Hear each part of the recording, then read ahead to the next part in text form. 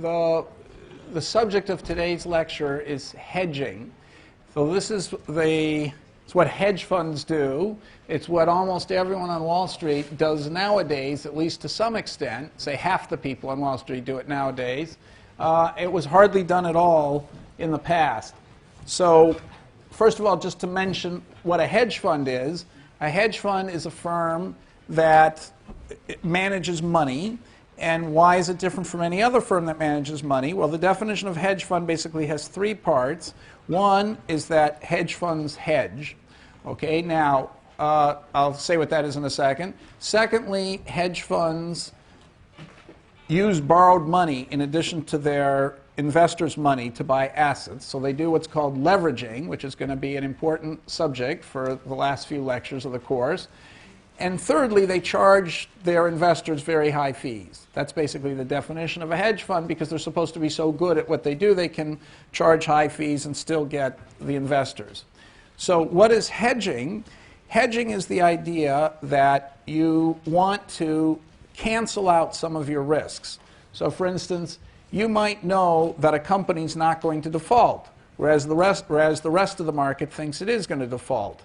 So you know the company's worth more than the rest of the market thinks, so you might be tempted to buy the company. But if the interest rate were to change, say go way up and the company's has constant cash payments, if the interest rate goes way up and the company has constant cash payments, you could end up losing money anyway, because the present value is going to go down just because the interest rate has gone up.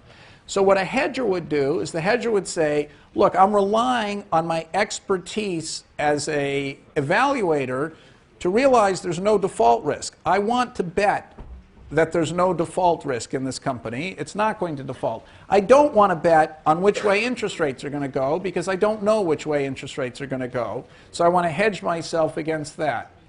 So to take a, sorry, I'm just starting here. A lot of, hello. Sorry, it's hard to talk when everyone else is talking. So so what does hedging a risk mean?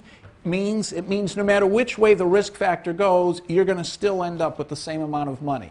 So the first person to do this and call himself a hedge fund was somebody named Jones in the 1940s, and he was a stock picker who would try to find the best possible stock to buy. So before him, people would say, okay, Ford is a great auto company. We're going to buy Ford.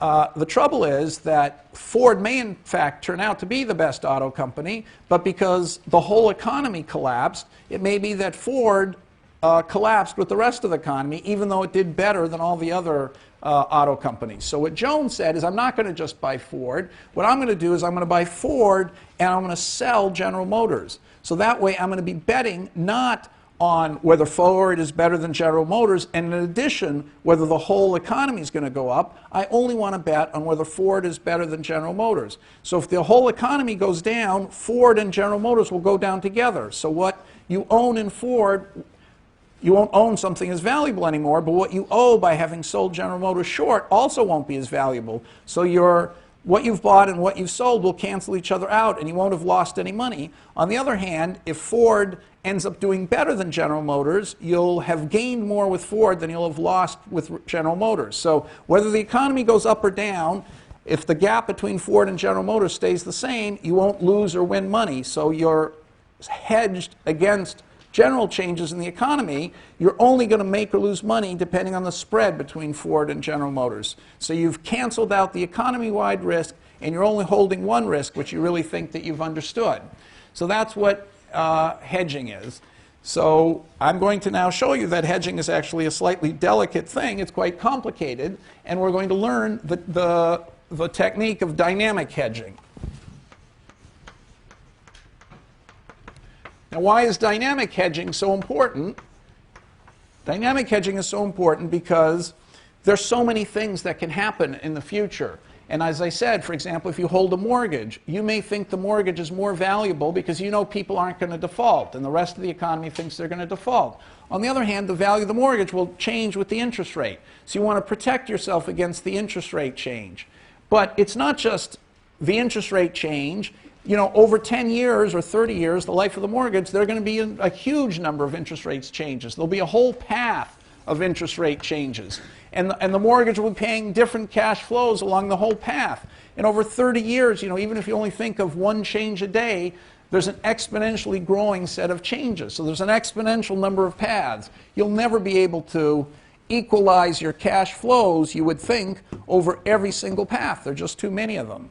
But dynamic hedging says you don't have to equalize over every path from the very beginning. That is, you don't have to hold a portfolio at the very beginning that equalizes your cash flows by the end on every path. You only have to equalize your cash flow one step at a time and then dynamically change your hedge. Okay, so it's a much easier thing to hedge than it sounds at first glance. So I want to illustrate that because you can't know what that means yet until we see an example. So let's start with a very easy thing to understand, the World Series, where we started with before. So you have some expertise. In fact, there are other people besides you who have the same expertise, these other bookies. You all know the Yankees have a 60% chance of winning every game against the Phillies. And let's just assume for simplicity that the World Series is only going to take a couple weeks. The interest rate is 0 over such a short period of time. You don't care whether you get the money now or at the end of 2 weeks. It's just so long as you get it. And secondly, and you can borrow or lend at 0 interest over those short number of days. And secondly, you know that the probability of winning is 60%. Now, suppose that some naive person comes to you and says, I'm a Phillies fan. I want to bet at even odds that the Phillies are going to win for $100. So you're going to now get a payoff that's minus $100 at the end of game 7, assuming I counted right. So this is the start. So this would be game 1 here. So it's 1, 2, 3, 4, 5, 6, 7.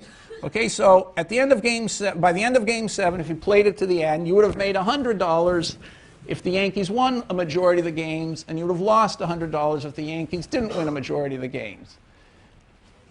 So how much is that worth to you? Well, obviously it's worth a lot more than $20, because if they only played one game and the Yankees had a 60% chance of winning, the expected payoff for the Yankees would be, of that bet for one game, would be $20, right? Because in one game, a 0.6 chance of 100 and a 0.4 chance of minus 100, that gives you an expectation of 20. 60 minus 40 is 20. However, we're playing a 7-game series. The whole point of playing a long series is that the Yankees are more likely to win. That's, the better team's more likely to win. And in fact, we know that by doing this backward induction calculation, we know that the expected winnings for the Yankees is $42. However, the Yankees, you could lose $100. If the Phillies just got lucky, you could lose as well as win $100. You don't want to face that risk. So what could you do? Well, the simplest thing to do is to go to another bookie and say, I want to bet on the World Series with this other bookie. And so if the bookie is willing to make a bet with you for for the whole series, okay, so the bookie has to be pretty sophisticated and do the same calculation. The bookie is going to give you, let you bet however you want to at the right odds, okay? So what would you do? So here you can win 100. There are only 2 outcomes. You can win 100 or you can lose 100. Okay, now the odds of winning the game, I forgot to say, this series, we figured this out before. Oh dear, what were the odds? I hope I have another one of these World Series things.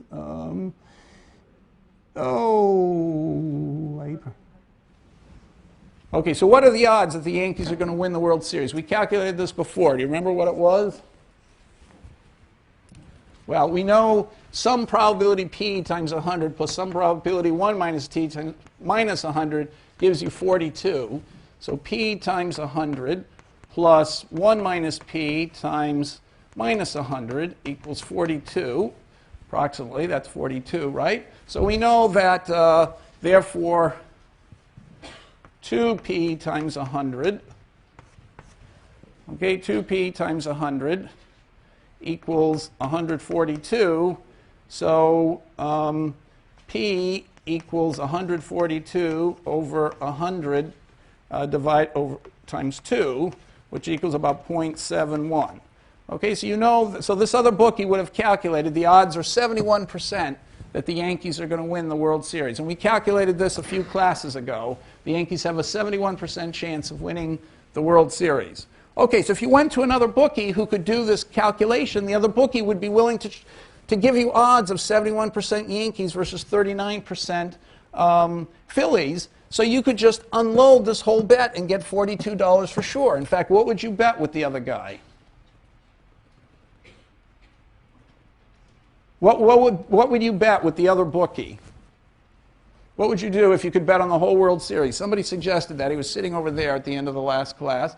What would you do if you could bet on the whole World Series with the other bookie? What bet would you make? You know that the bet is giving you $42 on expectation. The trouble is some of the time it's giving you 100, some of the time it's giving you minus 100. You don't want to fix this risk.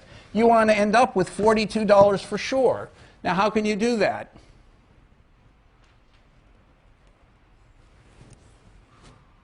Well, if you did minus 68 here, that would equal 42. Okay, and if you did plus 142 here, that would also equal 42.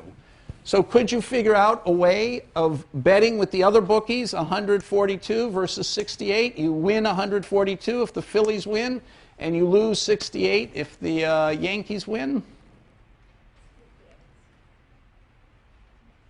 That's not 42, by the way.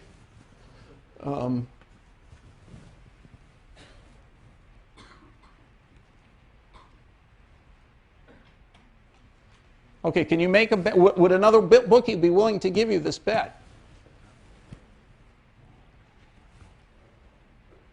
What's the answer? The answer is yes. How do you know the other bookie would be willing to give you this bet?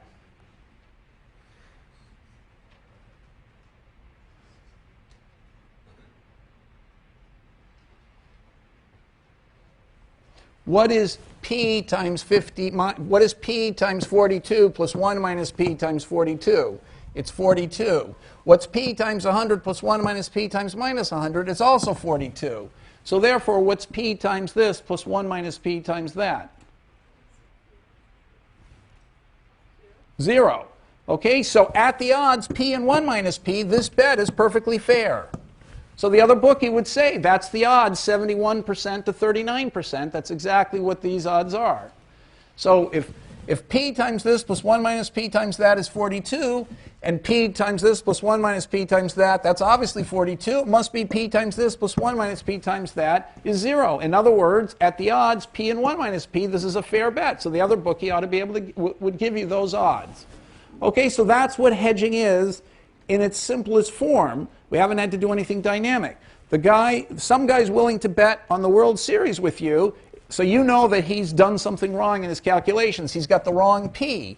So you want, okay, so you can take advantage of the situation. You know that P is higher than he does. On the other hand, there's still God in the background and luck, you know, which might make the Phillies win. And so you don't want to subject yourself to that risk. So what do?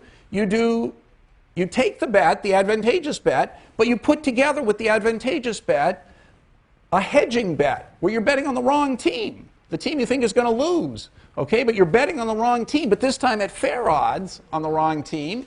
And so you're transforming your risky payoff, albeit with very favorable odds. You know, P we just said was 0.71. You're taking your risky payoff and turning it into a safe payoff of 42 no matter what. That's the essence of hedging. And in order to do that, you might have to bet the opposite way that you think is going to turn out. Okay, so there's principle number one. So let me pause and see if there are any questions for that, about that. The idea is that there's something you know that you can take advantage of, but life is more complicated than knowing one thing. You know, knowing one thing, namely what P is. Life also involves all kinds of other things that might happen. You want to insulate yourself from those other things and concentrate entirely on what you know about P and 1 minus P, and therefore assure yourself of a bet of 42 no matter what. And you're taking advantage of the fact that other people will also be able to bet at P with you. Okay, and this one outsider doesn't understand that all the bookies are willing to take odds of P. He's offering odds of a half, which are crazy. It's a big gap, 71.29 to P. So you can take 42 of his dollars for sure. Okay, so now let's go to, okay, so this is hedging. It's also an arbitrage. This is hedging created a pure arbitrage, because now that in this case it's done even better than in my example with Ford, because you've taken now a bet and transformed it where an expectation you're going to win into a bet where you can't possibly lose. Okay, now suppose that these other brokers weren't as clever as you. Suppose that the other okay, so that's hedging. Now we're going to do dynamic hedging. Suppose the other brokers, they're not as smart as you. They don't know how to build these trees. They can't do backward induction. They just know the odds are 60% that the Yankees are going to win any game against the Phillies. Now what would you do? Okay, you can't go to another broker and say, I want to bet on the whole 7-game series. The guy's going to say, it's just too complicated for me. I'm a simple man. I make a simple living. I just do 1-game bets. Tell me, you know, I'll let you bet any game you want. You can, you know, you tell me what you want to bet. We'll bet 1 game at a time, 60-40 odds. The whole series, you know, it's much more complicated for me. So what could you, is there anything you can do now? What can you do now? So now you have to do something more complicated, which is called dynamic hedging. So we started to talk about this last time. So what would you do? You only now have the opportunity of protecting yourself against bad luck by betting 1 game at a time with these other brokers. So what should you do? Well, let's look at this picture here. You know that this bet of plus 100 minus 100 by doing backward induction is worth 42. So if you were a trader, a hedge fund manager, you would be marking your position at 42. You're expecting now, you've just made a trade which you know on average is going to make you $42. Of course, if you had bad luck, you could end up losing $100, you know, which means you're going to go out of business, you're going to be fired, your name's going to be in the newspaper, you're going to be probably sued by your investors, okay? Or, or you can, we haven't been sued by any investors, or you can, you know, you might make $100. Now, you don't want to face that. You want to hedge yourself, protect yourself, so you're going to make the money for sure. Now, some people don't hedge. They say, you know, when you hedge, you're betting against yourself, and, you know, something bad can happen. The hedge might go negative, right? I mean, it may be that the Yankees win just as you think, but because of you've hedged, you're not going to get $100. You're only going to get $42. So the essence of hedging is you give something up on the upside to get something on the downside. So people don't like hedging because they're giving something up. Okay, so you're giving something up. The point is you're getting something back on the downside and you're making it so you're locking in your profit. So hedging is a good thing. So people who don't hedge, I think they're just very simple-minded. So there are a lot of people who still don't hedge. But anyway, there's a revolution in financial thought in the last 30 years, anticipated by Ford, but it didn't really people didn't really catch on until the 70s. That you should hedge. So how can you hedge this if you can only bet 1 time, 1 game at a time? That was the question we dealt with last time. What should you do? Well, you see, the principles we've learned so far tell us what to do. You started here thinking on average you're going to make $42. You should be marking your position, you know, correctly. That it's worth $42. Now, if you win the first game, you know, you're at a big advantage. The Yankees are up a game. And by backward induction, we know that then your position will be worth $64. Okay, if you lose, your position will be worth $8. Now, what is 60% of 64 and plus 40% of 9? It's 42. 60% of 64 is 38.4. Okay, so you're at 42, and you could go with 60% probability to 60, well, I can't even remember the number, 64, or down to 0.9, 40%. Sorry, I'm getting senile, 9 with 40% probability. So 60% times that is 38.4 plus 40% of 9 is 3.6, and the two add up to 42. Okay, so that's why so to say that the value is worth 42, how did you get the 42? We were doing backward induction. We took 60% of that plus 40% of that, and we got 42. So if you're marking yourself to market after the first game of the series, you'll have to say to the world, admit to the world that you're either now worth $64 or you've gotten crushed and you're down to $8. That already might get you fired. You know, going from 42 to 8, that's a pretty drastic loss. So even the first day, you'd be, if you have to mark to market, you're going to be revealing to the world that you've screwed up, and now your position's only 8. You've told all your investors. You've done this brilliant thing. They're up $42. The next day, you're going to have to tell them, well, I'm sorry, you're only up $8. They're going to be very upset. So what would you do?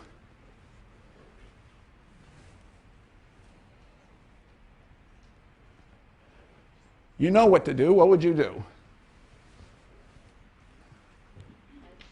What? Hedge. Good answer. How would you hedge?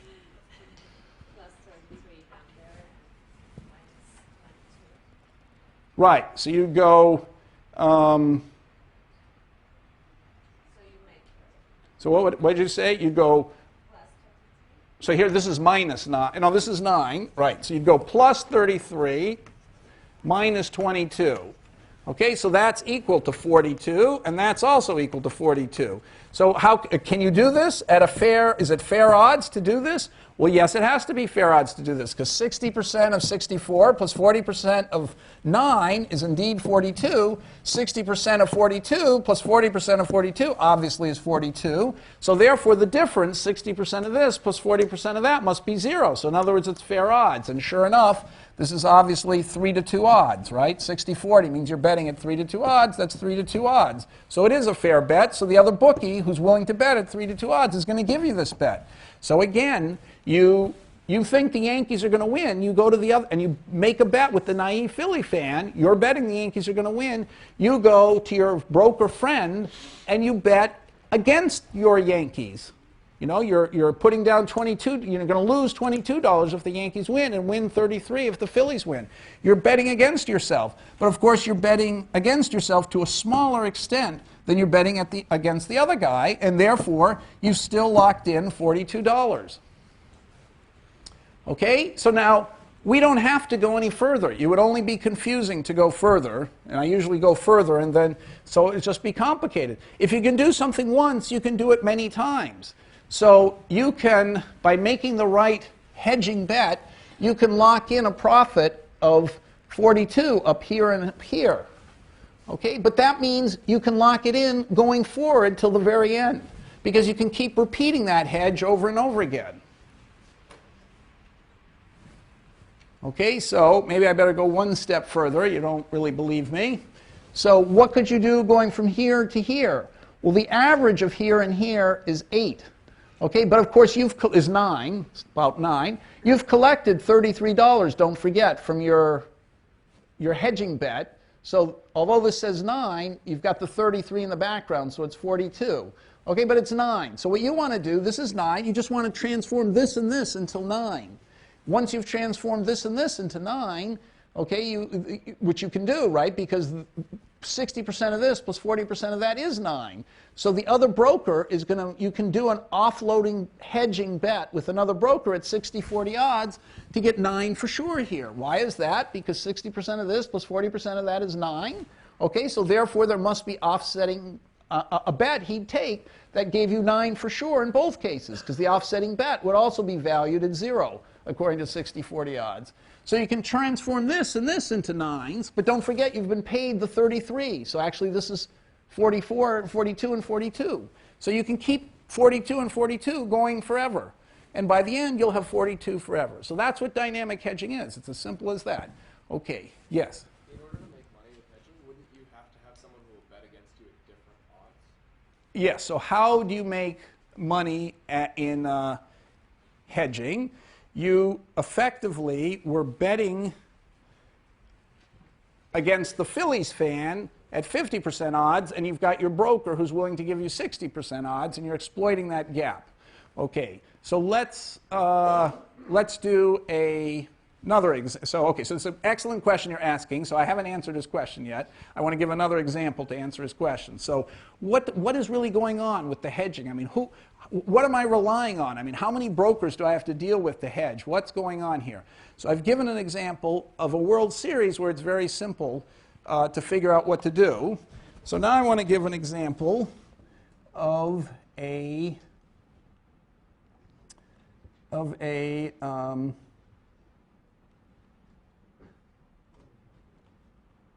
okay, I want to give an example of a bond.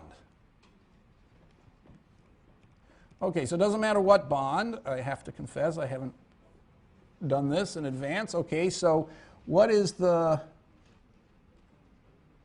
Okay, so here we have a year... We have a 30-year bond, 8% 30-year bond. Okay, and it's an 8% 30-year bond.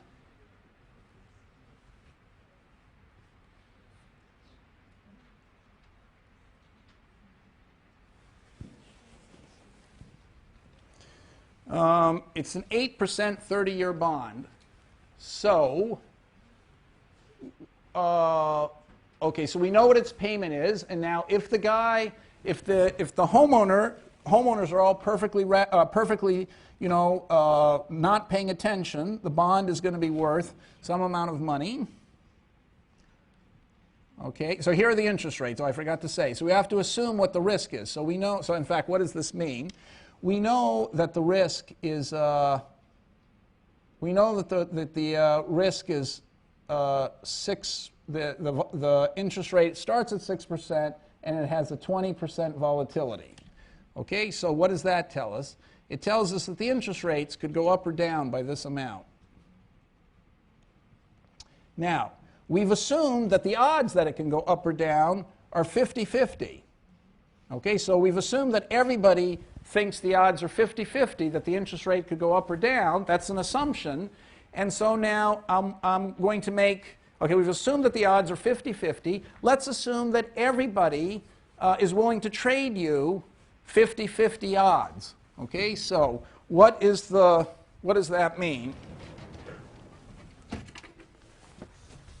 This is like your other broker. Okay, so the interest rate is here, R0. It can go up to R0 times up, or it can go down to R0 times some down. Okay, and up, remember, is, up, by the way. This equals R0 e to the volatility times e to the drift, and down equals R0 e to the minus volatility e to the drift. Okay, but it doesn't matter. R0 can go up or it can go down. So U is bigger than 1, D is less than 1 probably. And so we see examples of that. Now I'm making an assumption here that the odds are a half and a half, and that everybody understands and is willing to bet on these odds of a half and a half. So betting on an interest rate move is called, that kind of betting on interest rates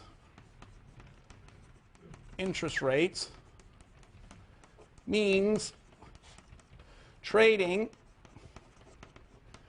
interest rate derivatives.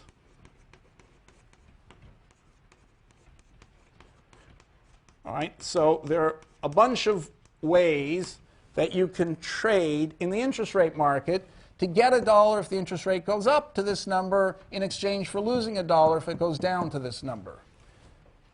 Okay, and these things are called swaps, and they're called interest rate derivatives, and they're called a whole bunch of other things, which it's going to take too long to explain. Okay, but so let's suppose that you can go out into the interest rate derivative market and simply trade a security that'll pay $1 if things go up, or you can buy another security that'll pay $1 if things go down. Now, what is the price of this security that pays $1 if the interest rates go up? Let's say they can only go up or down to one of two values. So what would be the cost if everyone agrees the odds are 50% of getting out here? What is the price today going to be of getting $1 if the interest rate goes up?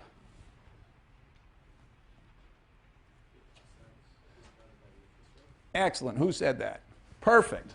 Okay, I didn't expect anyone to say that so fast, so right. So the price here we could write is 0.5 divided by 1 plus R0. And this price is going to be, going down, is going to be 0.5 divided by 1 plus R0. Okay, now how did he figure that out? Well, the odds are 50% of going up here and 50% of going down here. But don't forget, you're getting the money later. And this is a one-period interest rate, 1 plus R0. So therefore, what you'd be willing to pay here is 50% of the dollar that you'll get discounted by 1 plus R0. What you'd paid here for that is 50% of the dollar you'd be paid discounted by 1 plus R0. Okay, so exactly right. But now these are like the World Series game-by-game odds. They're going to change depending on where you are in the tree, because if you go here in the tree, you've got a higher interest rate. So it's going to be 0.5 divided by 1 plus RU or something, which is a bigger number. Okay, so the price of betting on a dollar, you know, what you have to pay to get a dollar if interest rates go up is going to be more here than it is here, say, because you're going to still have 50% chance of getting here, but you're discounting by a higher interest rate. So, okay, so this is slightly subtler, but not much. It's like the broker in the World Series who, game by game, day by day, there's the interest rate derivative market, and they're willing to trade you. They're willing to let you bet on which way the interest rates are going to go. Okay, so what have we got now? We've got this mortgage that's sitting there. Okay, so let's say that you know that the mortgage is owned by a very rational guy. You know the mortgage is owned by a very, you know, the homeowner, he's not the owner of the mortgage. The homeowners are very rational people. The market is very foolish. This is an exaggeration. The market might think, oh, the homeowner, you know, he's got this, the homeowner never does anything, the market thinks, so they think the bond is worth 120. But you're much, you've studied prepayments much more than the market does. You realize that the homeowners aren't going to just sit there, you know, dumbly paying whatever they owe. If the interest rates go down, they're going to prepay. So in fact, the mortgage is only worth 98. Okay, so the market thinks it's worth 100. The market thinks it's worth 100. The market understands the interest rate probabilities and is willing to give interest rate risk. They agree with you about that. You don't know anything more about interest rates than the market does. What you do know is you know something about the prepayments that the market doesn't know. And so you know the bond is really worth 98 instead of 120. Okay, so what should you do? Now, let's suppose that the market is actually treating, so what the market thinks mortgage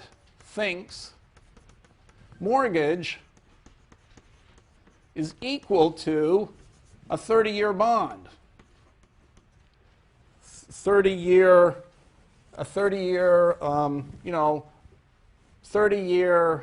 well, okay, it's not actually a bond, okay, because it doesn't have a principal at the end. So the market, so I'm going to have to do a different sheet here to get it together.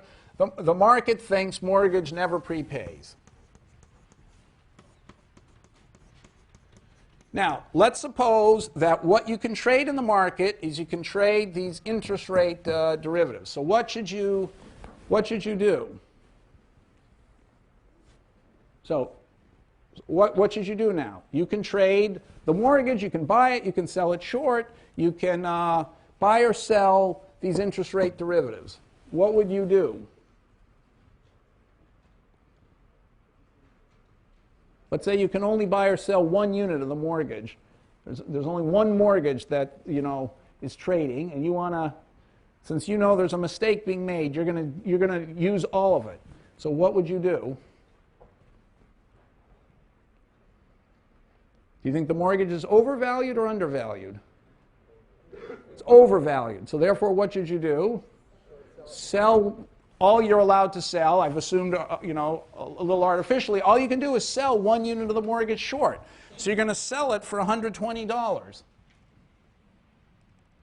Okay, but what does it mean to sell it short? It means you have to make the payments that the mortgage is making.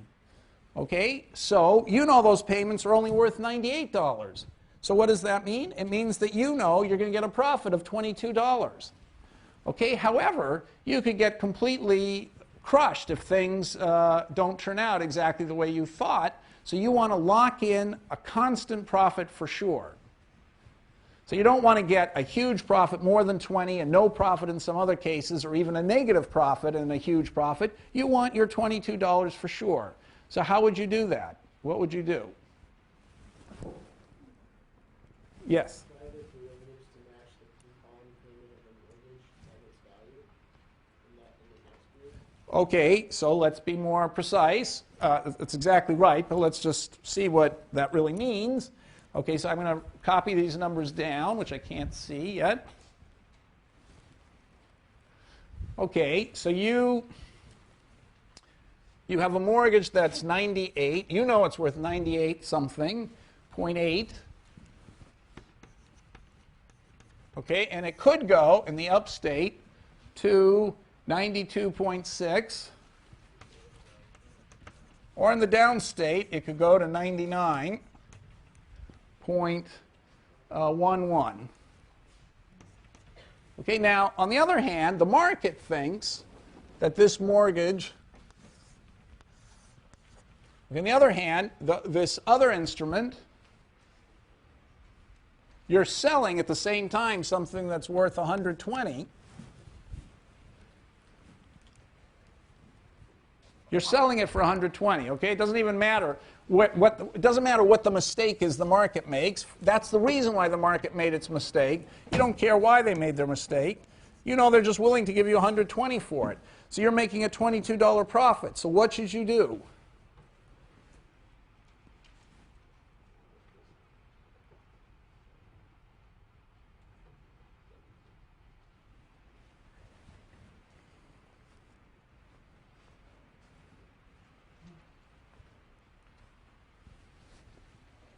If you were marking yourself to market, what would you do? What would you mark yourself to market here? Well, you've gotten $122, so you've marked yourself to market here. You'd say you're $21.16 up. Here, you'd have to say, well, you know, you're not up so much money anymore because you've just lost some of the value of your mortgage. You've lost, you know, $6. So you'd have to say you're only up $15 now. And here you'd have to say, well, you made a little bit of money, so you're up, you know, $22 now. Okay, but you want to lock in this profit, 21.16 for sure. So what should you do? If you're marking yourself to market, you want to turn this money into, you want to turn this into 21.16, but more than 21.16. You want to turn this into 21.16 times 1 plus R0. And you want to turn this into 21.16 times 1 plus R0. Okay, because then, having locked in 21.16 times 1 plus R0, that's no risk, and it's got the same present value as this. And so every period, you want to keep locking your money into 21.16. That's the gap between that and up there. Maybe 16 wasn't the right number. By the way, what was this price up here that they were willing to pay? They were willing to pay 120.58. So that's a little bit more. That's 21.7 or something. So it's 21.7. That was the gap. So it's 120.58. And so the gap here is 21.7. So, okay, so you want to turn this into 21.7 and this into 21.7. Okay, so 21.7 here, you know, you want to ensure that that's where you're marking yourself to position. You want to know by the end of the next year, you could turn this into 21.7, you know, discount it up, okay, and then keep it discounting till all the very end. So whether you take your money now or you take your money later, it's always a sure thing with exactly the same present value. Okay, so how would you turn 21.7 knowing that you're going to run this risk if you're marking yourself to market? How would you do that? Well, you know the value of this plus this at this interest rate in the mortgage derivative market, it's worth 98.84. Okay, so you can always transform this into exactly 91.84. By doing a fair bet, you can get this to go up to 91.84 and this to go down to 91. Oh, there's also a payment here. Don't forget the payment. So sorry, we've forgotten the payment. So this is, the mortgage is much subtler because you've actually gotten $8 here, plus 8, and this is plus 8. Okay, so we forgot about this. The present, so you got an $8 coupon plus what was left was 92.6, and this is 99.1 plus 8. So actually the total value here is 100.6, and the total value here is 107.11. Okay, and you discount this by this, 6% interest, and you get 98.84.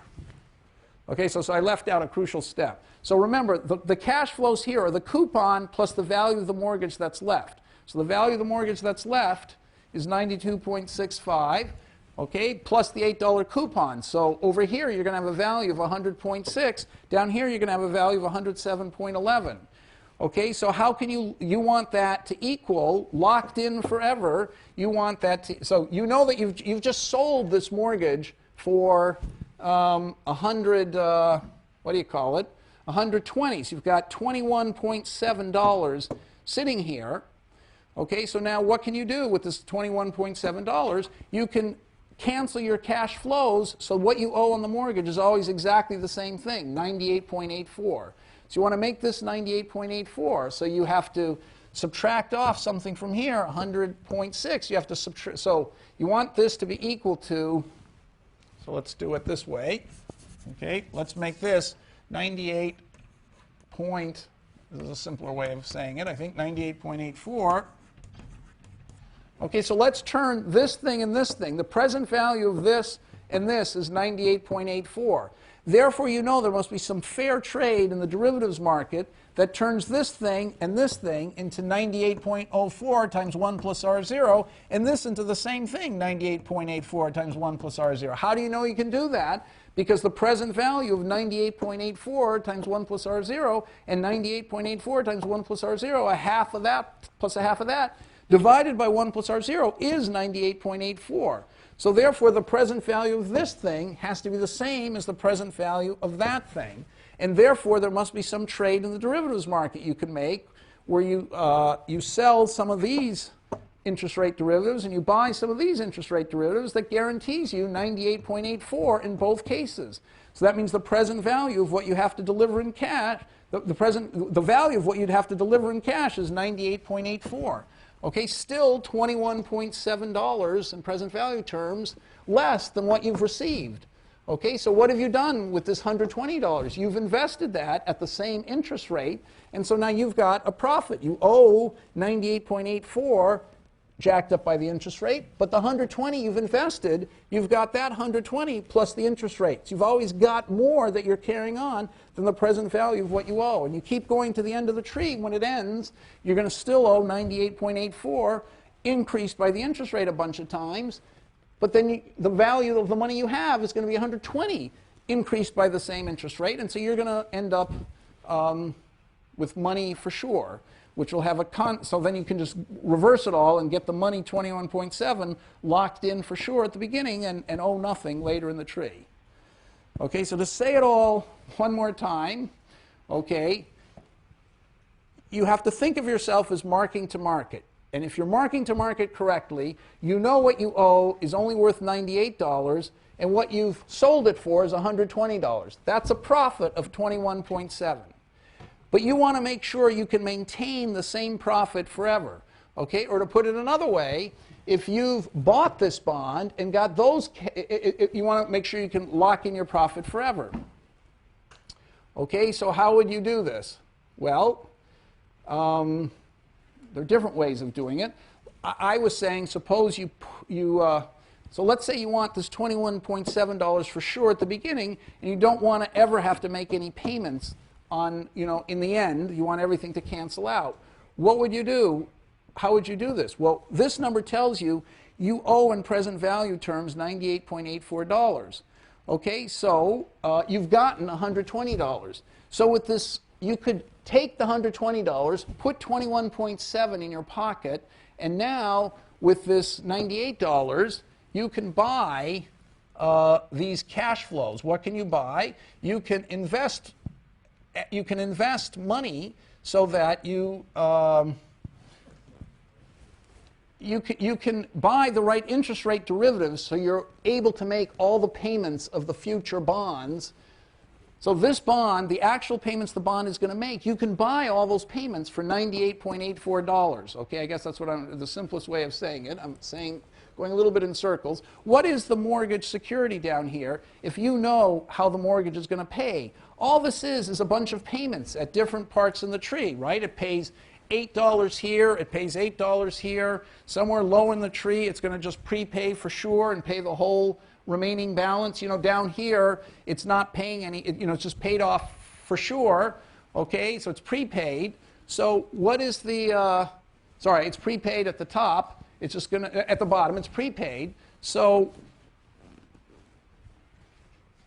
the fact that all these payments together are worth 98.84 means that by taking $98.84 and trading on the derivatives market, you can buy all those payments for exactly 98.84. So therefore, as you go farther into the tree, you always will have the payments to make. You've sold the bond short. What does that mean? Anytime this bond makes a payment, a dividend payment, you have to make the payment. But you can always buy those payments for 98.84. How do you know you can buy those payments for 98.84? Well, because, by backward induction. Here, the payments are $8 here plus $92 of remaining payments.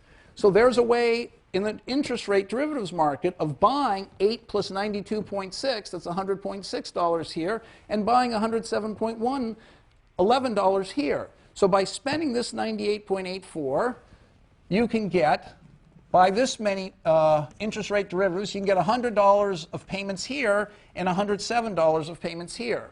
Half of 100 plus half of 107, discounted at 6% interest, gives you 98.84. Okay, so it's possible on the market to buy $100 up here and $107 down here with this 98.84. Now, out of those $100 up here you've bought, give 8 of them to the guy you sold the bond short to. That's the coupon payment. Down here, give 8 of these dollars to the same guy you sold the coupon short to. Now that leaves you with $92 up there and $99 there. But this $92 is the present value of what's going to happen next. And what's going to happen next up here is that you're going to owe $8 to the guy here, and you're going to owe $8 to the guy here, but what's left will be worth $83 or $97. So therefore, with this $92, you in fact are able to buy this 92 plus 105 here, because the present value of 92, that's 91, almost 92, plus 105 here is exactly 92. That's how we got that number. It's a half times this number plus the coupon, plus a half times this number plus the coupon, discounted at the interest rate corresponding to here. That is $92. So therefore, by investing here in the interest rate market, you can buy that cash flow here, the 84 plus 8, $92. Okay, pay the guy the 8, you'll still have $83 left. And with the cash you have over here, remember you bought exactly this much cash, you've got this much cash left, you can buy all the payments you need to make here. The $8 coupon, plus you'll still have 97 left. So all the way forward through the tree, you could always afford to buy all the cash payments of this bond. So you can pay off the guy you sold it short to all the coupon payments that this bond is making by having invested 98.84 at the beginning. And similarly, you got 120 by selling the bond short. So you've made $21.7, and there's never any more cash coming out of your pocket. You pocketed the 21.7 and you invested the 98.4 in the derivatives market, over and over changing your investment, and therefore reproducing all the cash flows that you have to make to the guy for having sold it short. Okay, so do I need to say this yet? I didn't say it very well. How followable was that? Not very followable. All right, sorry. So I didn't do a good job. So let's try again. What is the essence of what's going on? The essence of what's going on is that game by game or month by month, you can find someone else who will always trade at fair odds with you. Okay, fair odds means in the interest rate market. They don't know, these people trading the interest rate market, they don't understand prepayments, okay? It's not like the bookie here. They don't understand prepayments. They're not willing to bet with you on what prepayments are going to be. They're just going to bet with you on what interest rate is going to turn up. But you see, the cash flows from the bond depended on prepayments and depended on the interest rate. So you calculated it was worth 98.84 because you know what prepayments to put in the future. So if you're absolutely confident on your prepayments, okay, you're going to know what this bond is going to do in the future. So remember what the prepayment, you know, and so what are those prepayments? It's, you know, this stuff. So down here, where the ones are, the guy's prepaid for sure. So you'd have to deliver to the market the entire remaining balance at that point. But see, when you calculated this bond, you were anticipating what all the payments were going to be, whether they were going to be the whole remaining balance or just the coupon. Taking the present value, what calculations were you doing? In the present value, you're doing calculations that this guy can do. You're just taking a half times this plus a half times that discounted. The interest rate derivative guy is willing to do that. He doesn't know what the prepayments are going to be, but you're never betting on prepayments with him. With the interest rate derivatives guy, you're just saying, let me pay you some money now, you give me money if things go up here, or I'll pay you some money now and you give me money if things go down here, if interest rates go up here or interest rates go down here. So, because the present value of the mortgage cash flows evaluated according to the interest rate probabilities and discounting is 98.84. That means that you can successively trade on the interest rate market and reproduce all the mortgage payments, assuming you're right about what they're going to be. And therefore, with $98.84, you can replicate what the mortgage is going to pay. And therefore, you make 21.7 for free because you sold it for 120. You only need 98.84 of that to reproduce all the payments of the mortgage bond. And how do you know that you can do that? Because it's just one step repeated over and over again. At every step, there's going to be a payment of, say, $8 and a present value of what's left. And there'll be a payment down here of $8 and a present value of what's left. Or maybe this thing is just a prepayment, in which case it's a single payment of 99.5. That's the remaining balance after one period. So, but when you figure out this number, it's always taken by averaging this number discounted with this number discounted. Okay? So, therefore, averaging at the odds the interest rate guy will give you. So, therefore, using this money, we're now doing the opposite of the World Series. Using this money, you can buy this cash payment, this total payment, and you can buy this total payment. Because that's exactly what the interest rate guy will give you. This is equal to a half of all that divided by 1 plus R0 plus a half of all this divided by 1 plus R0. That is this number. So therefore, in the interest rate market, by using this cash, you can buy that and you can buy that. And that's enough to make the payment A8 that the mortgage is paying, so you keep your promise. And over here, if the mortgage prepaid, you know, and the remaining balance, that's that number, 99.5, you can pay that too. And then the mortgage is done. Here the mortgage is going to go on. But see, it's going on at present value you've calculated at 92.6. You bought 92.6 plus 8. You use the 8 to pay off the coupon. You still have $92.6 in your pocket here. You're going to use that to buy the future payments of the mortgage, some of which will be a coupon, and maybe this will be another coupon, okay, plus the present value of what's left. If it goes down to here again, the guy might prepay, but you're going to have enough money left to make that prepayment. So with this $98.84, you're just doing fair odds over and over again. You're buying the future cash flows of the mortgage, and therefore, with $98.84, you can keep all your promises, and yet you've gotten 120 at the beginning, so you've locked it in. Okay, so that's it. Okay, any questions? I don't know if that was too clear. So somebody ask a question. You're great at asking questions. Is this followable or is, okay, well that's too good. Too great. Okay, so let's see if I can do another example.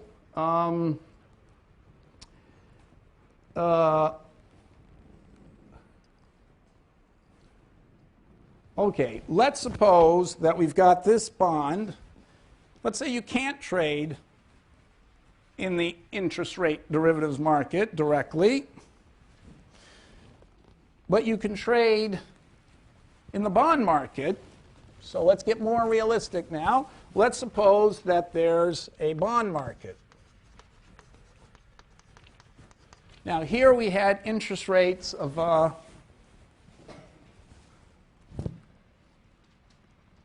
here we had, okay, so it was a 30-year bond, 8%, the starting interest rate was 6 and the volatility was 20. So we had that sheet that was bond market trading. So let's just go to that.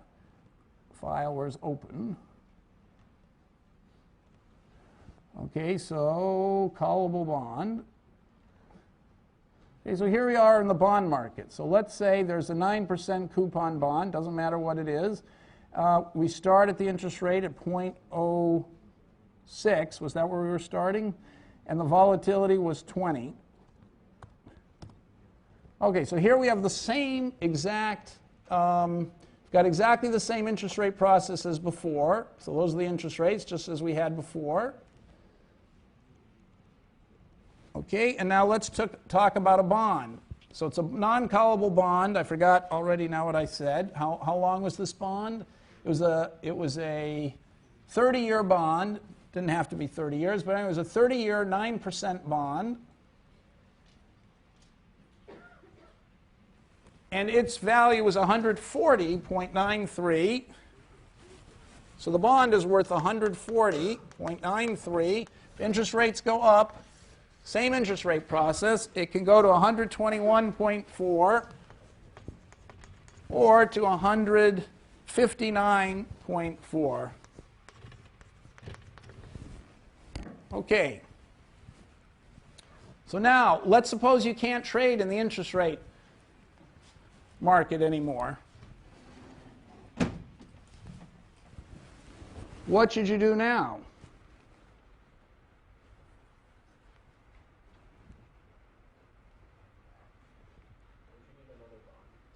Well, you've got the interest rate. You've got the 1-month bond that you can trade at an interest rate of 6%, and you've got this bond market.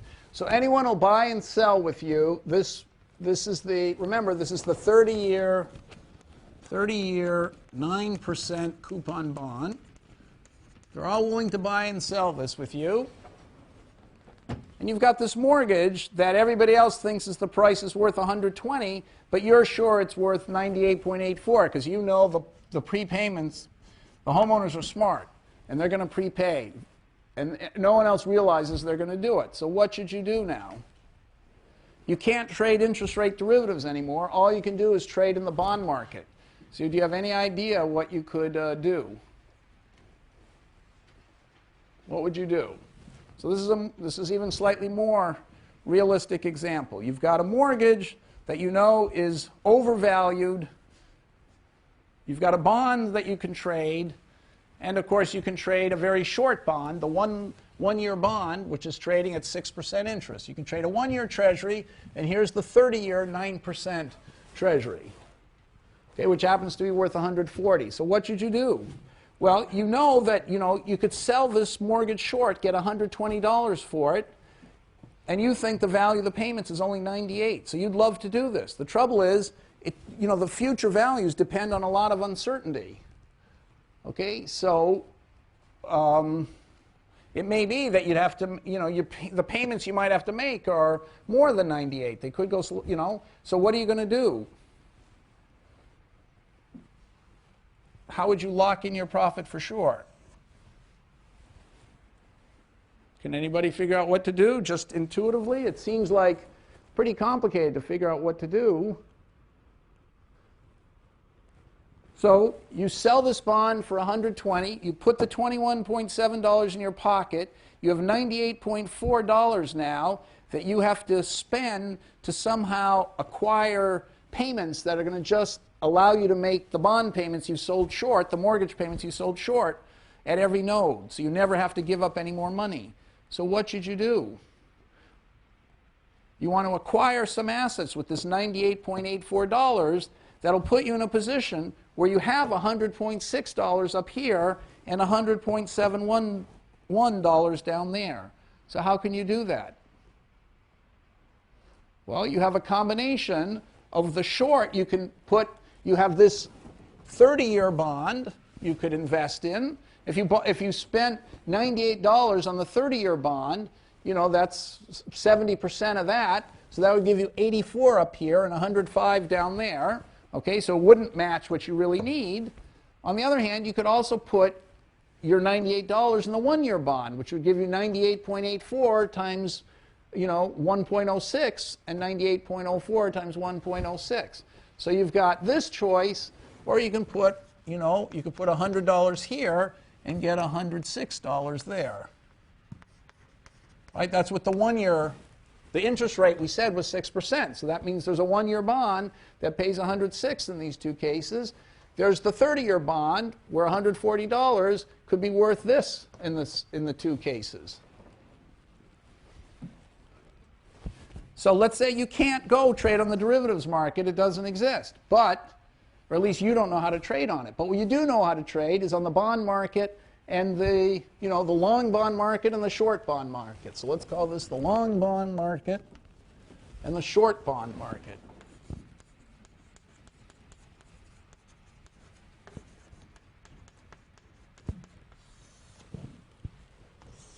So what would you do?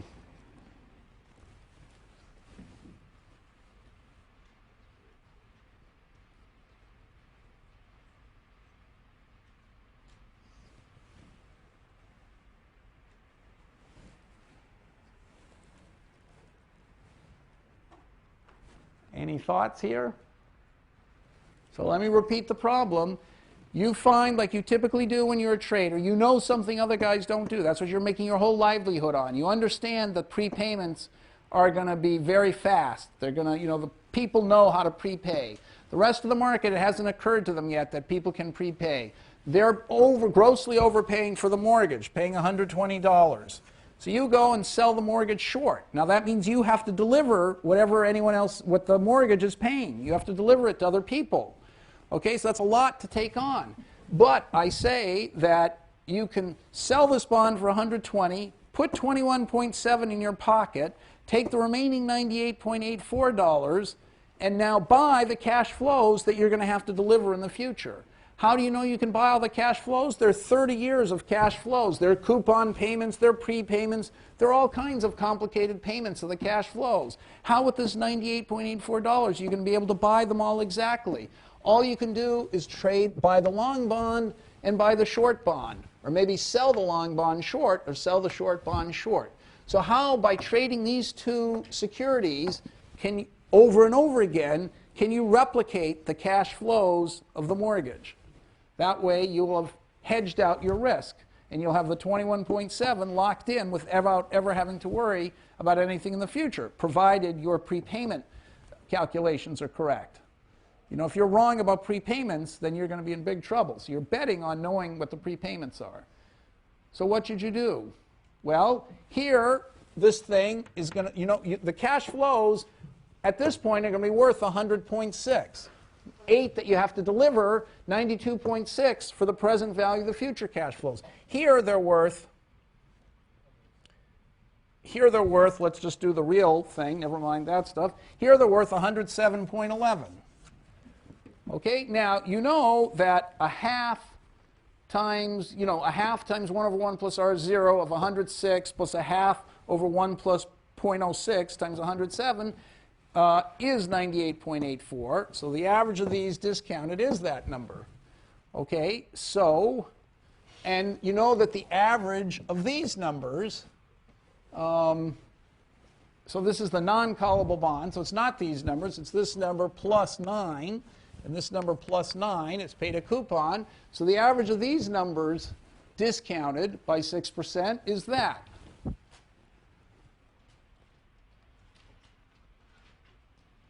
Okay, so what does that tell you you should do?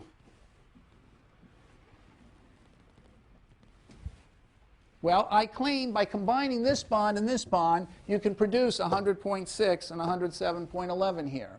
So we know that this top bond is going to pay you 130.4 up there and 168.4 down here.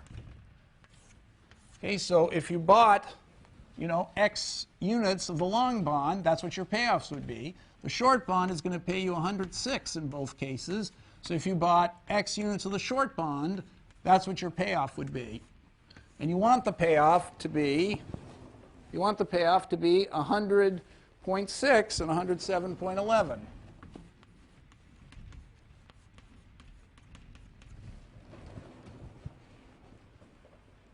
Okay, so there must be an XL and an XS that equals that. How do you know there has to be? Because it's two equations and two unknowns, and these are independent equations. In fact, you can tell what XL has to be. This gap between 100.6, and 107, that gap is about 7, and this gap is about 38. Okay, so 7 is like a fifth of 38, so XL is going to have to be a fifth. So I know in advance that this is going to turn out to be about 7 over 38. Okay, and XS, so just by general principles, you know there's a solution for XL and XS.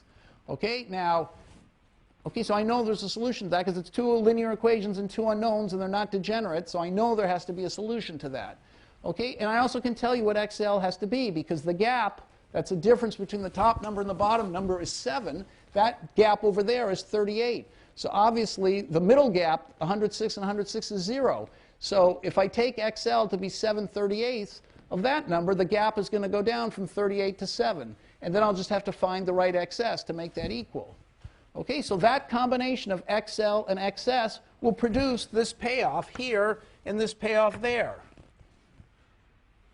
Okay, so I know what combination of the long bond and the short bond to hold, so I produce exactly these things. So I'm going to get a cash flow of 100.6 and 107.11, and I'll be able to use that to make the coupon payment of 8 in both cases, and on top of that have enough money to continue buying future cash flows.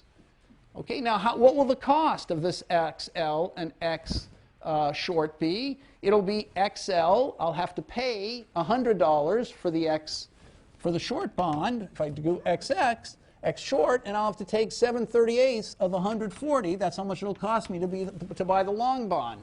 So the right combination of short bond and long bond will give me the right payoffs.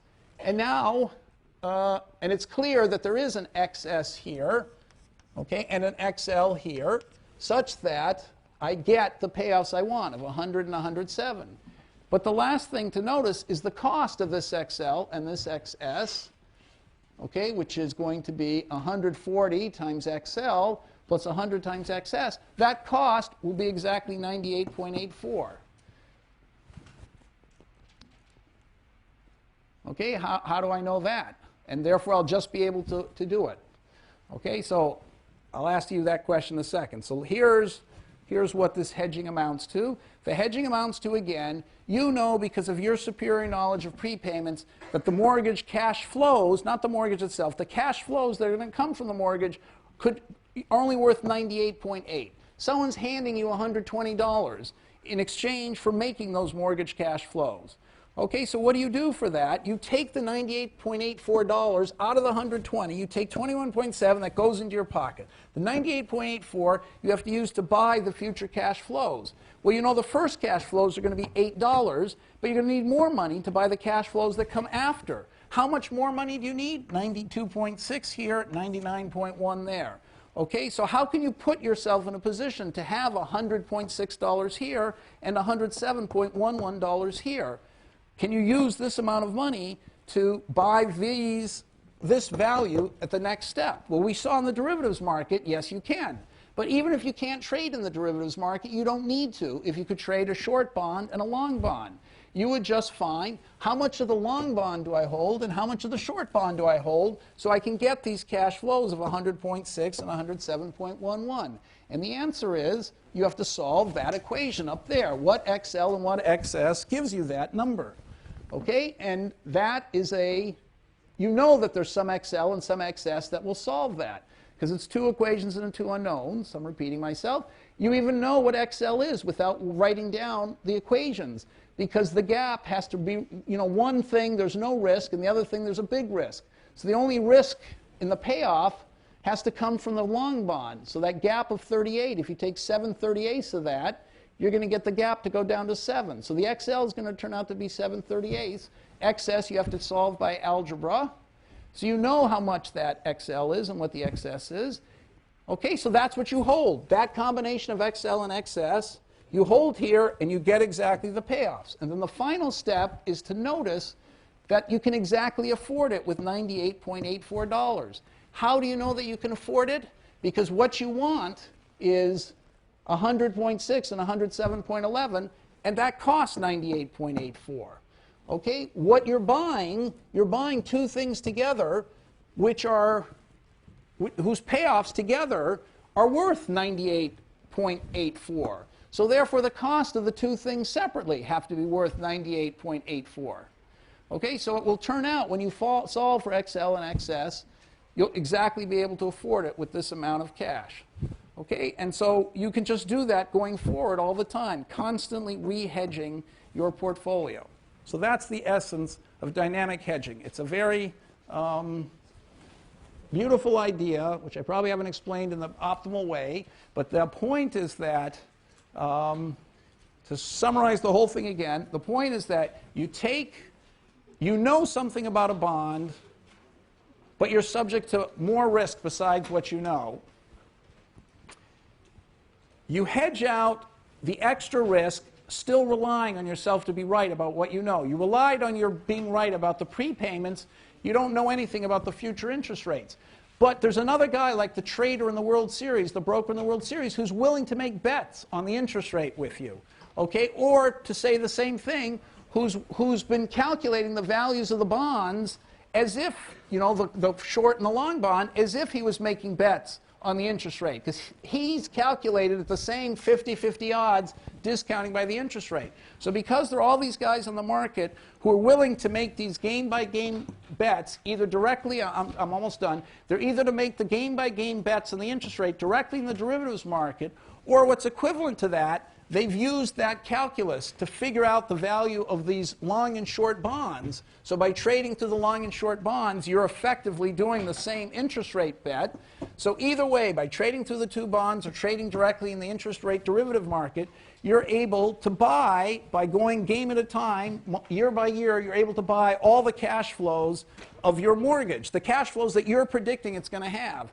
And therefore, you can make the profit for sure.